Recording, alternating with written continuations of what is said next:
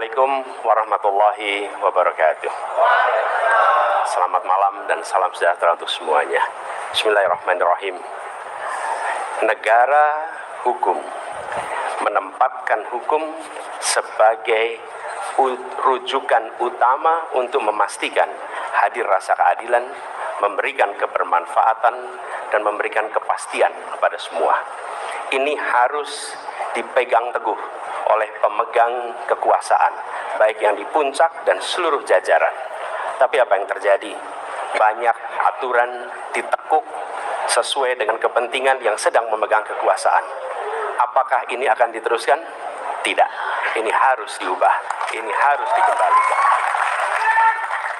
Kemudian kita menyaksikan betapa pada hari-hari ini tatanan ketika kita menyelenggarakan pemerintahan sering tidak sesuai dengan prinsip-prinsip hukum yang kita pegang. Karena itulah kami melihat perubahan ini harus kita kembalikan.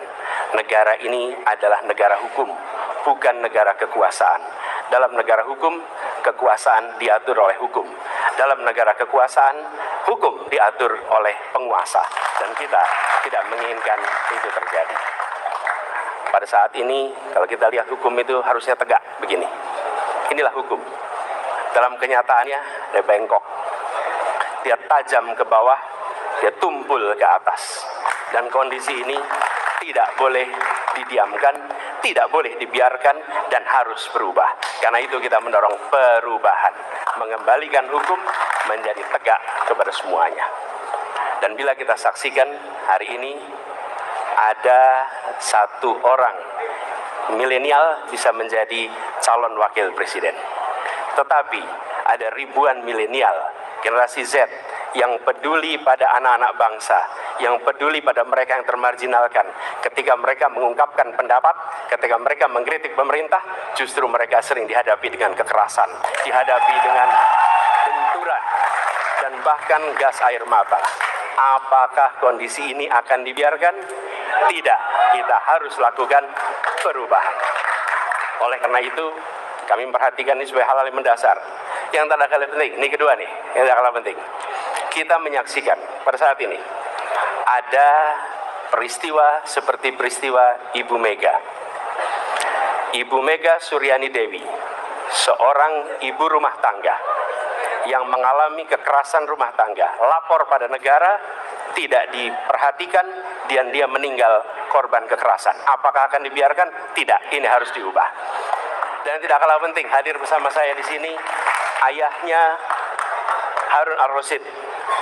Harun Ar-Rasyid adalah anak yang meninggal, pendukung Pak Prabowo di Pilpres 2019 yang menuntut keadilan pada saat itu. Protes hasil pemilu. Apa yang terjadi? Dia tewas sampai dengan hari ini tidak ada kejelasan.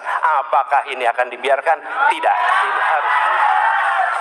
Karena itu kami mendedikasikan diri, hadir untuk memberikan komitmen bahwa dari puncak sampai ke bawah kami akan tegakkan hukum pada siapa saja. Kami kembalikan marwah kehidupan bernegara yang menempatkan hukum sebagai tempat yang paling tinggi.